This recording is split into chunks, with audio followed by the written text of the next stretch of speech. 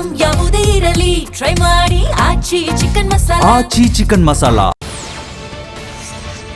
ಧರ್ಮಸ್ಥಳಕ್ಕೆ ಕಳಂಕ ತರುವ ಪ್ರಕರಣದಲ್ಲಿ ಮತ್ತೊಂದು ಸ್ಫೋಟಕ ಸಂಗತಿ ಹೊರಬಿದ್ದಿದೆ. ಚಿನ್ನಯ್ಯನನ್ನ ಬಳಸಿಕೊಂಡು ಬುರುಡೆ ಗ್ಯಾಂಗ್ ಹೇಗೆಲ್ಲ ಸಂಚು ರೂಪಿಸಿತ್ತು ಎಂಬ ವಿಚಾರ ಬಯಲಾಗಿದೆ. ಮೊದಲು ಬುರುಡೆ ಗ್ಯಾಂಗ್ ಜೊತೆಗಿದ್ದ ಚಿನ್ನಯ್ಯ ಇದೀಗ ಹೈಕೋರ್ಟ್ಗೆ ರಿಟ್ ಅರ್ಜಿ ಸಲ್ಲಿಸಿದ್ದು, ಈ ಅರ್ಜಿಯಲ್ಲಿ ಹಲವು ಸ್ಫೋಟಕ ಸಂಗತಿ ಹೊರಬಿದ್ದಿದೆ. ಪ್ರಕರಣದಲ್ಲಿ ನಟ ಪ್ರಕಾಶ್ ರಾಜ್ ಹೆಸರು ಕೇಳಿ ಬಂದಿದೆ. ಚಿನ್ನಯ್ಯ ಹೇಳಿಕೆಯಲ್ಲಿ ಧರ್ಮಸ್ಥಳದ ವಿರುದ್ಧ ಷಡ್ಯಂತ್ರ ಮಾಡಲು 200 ಕೋಟಿ ಬಜೆಟ್ ಮತ್ತು ಕೇರಳದ ಹಣ ಲಿಂಕ್ ಪತ್ತೆಯಾಗಿದೆ.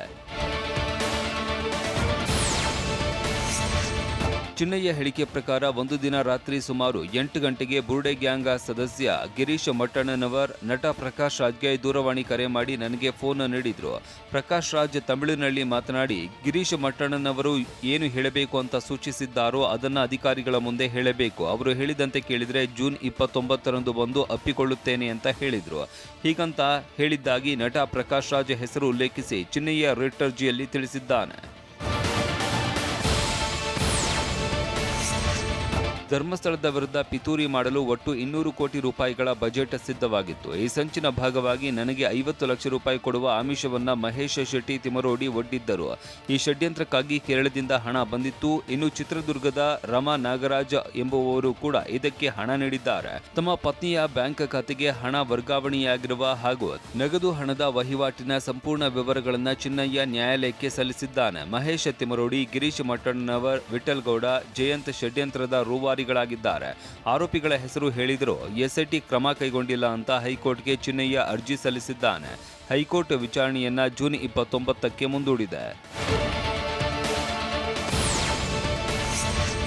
ಇವತ್ತು Tamil Nadu CM C Joseph Vijay ಅವರು ಇವತ್ತು ಉಡುಪಿ ಜಿಲ್ಲೆಯ ಪ್ರಸಿದ್ಧ ಮೂಕಾಂಬಿಕಾ ದೇವಿ ದೇವಸ್ಥಾನಕ್ಕೆ ಭೇಟಿ ನೀಡಲಿದ್ದಾರೆ.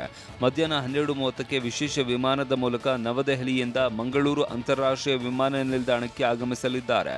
ಕರ್ನಾಟಕಕ್ಕೆ ಆಗಮಿಸಲಿರುವ ಸಿಎಂ ವಿಜಯ್ಗೆ ಕಪ್ಪು ಬಾವುಟ ಪ್ರದರ್ಶನಕ್ಕೆ ಕರ್ನಾಟಕ ರಕ್ಷಣಾ ವೇದಿಕೆ ಮುಂದಾಗಿದೆ. ಮೇಕೆದಾಟು ಯೋಜನೆ ಜಾರಿಗೆ ತರೋದಕ್ಕೆ ವಿರೋಧ ವ್ಯಕ್ತಪಡಿಸ್ತಾ ಇರೋದನ್ನು ಖಂಡಿಸಿ ಪ್ರವೀಣ್ ಕುಮಾರ್ ಶೆಟ್ಟಿ ಬಣದ ವತಿಯಿಂದ ಮಂಗಳೂರು ವಿಮಾನ ನಿಲ್ದಾಣ ಮತ್ತು ಉಡುಪಿ ಜಿಲ್ಲೆಯಲ್ಲಿ ವಿಜಯ್ ಹಾದು ಹೋಗುವ ಸಂದರ್ಭದಲ್ಲೂ ಕಪ್ಪು ಬಾವುಟ ಪ್ರದರ್ಶನಕ್ಕೆ ತೀರ್ಮಾನಿಸಲಾಗಿದೆ. ಹಾವೇರಿ ಜಿಲ್ಲೆಯ ರಟ್ಟಿಹಳ್ಳಿ ತಾಲೂಕಿನ ಕಡೂರು ಗ್ರಾಮದ ಸರ್ಕಾರಿ ಶಾಲೆಯಲ್ಲಿ ನೀರಿಲ್ಲದೆ ಮಕ್ಕಳು ಪರದಾಡುವಂತಾಗಿದೆ. ಬಿಸಿಯೂಟ ಸೇವಿಸಿದ ಮಕ್ಕಳಿಗೆ ತಟ್ಟೆ ತೊಳೆಯಲು ನೀರಿಲ್ಲದ ಪರಿಸ್ಥಿತಿ ಇದೆ. ಶಾಲೆ ಶುರುವಾಗಿ 1 ವಾರ ಕಳೆದಿದ್ದು ನೀರಿನ ಸಮಸ್ಯೆ ಬಗ್ಗೆ ಗ್ರಾಮ ಪಂಚಾಯತಿಗೆ ದೂರು ನೀಡಿದ್ರು ಯಾವುದೇ ಕ್ರಮ ಕೈಗೊಂಡಿಲ್ಲ. 320ಕ್ಕೂ ಅಧಿಕ ಮಕ್ಕಳು ಈ ಶಾಲೆಯಲ್ಲಿ ವಿದ್ಯಾಭ್ಯಾಸ ಮಾಡ್ತಾ ಇದ್ದು ಯಾವಾಗ ನೀರಿನ ಸಮಸ್ಯೆಗೆ ಮುಕ್ತಿ ಕಲ್ಪಿಸ್ತಾರೋ ನೋಡಬೇಕು.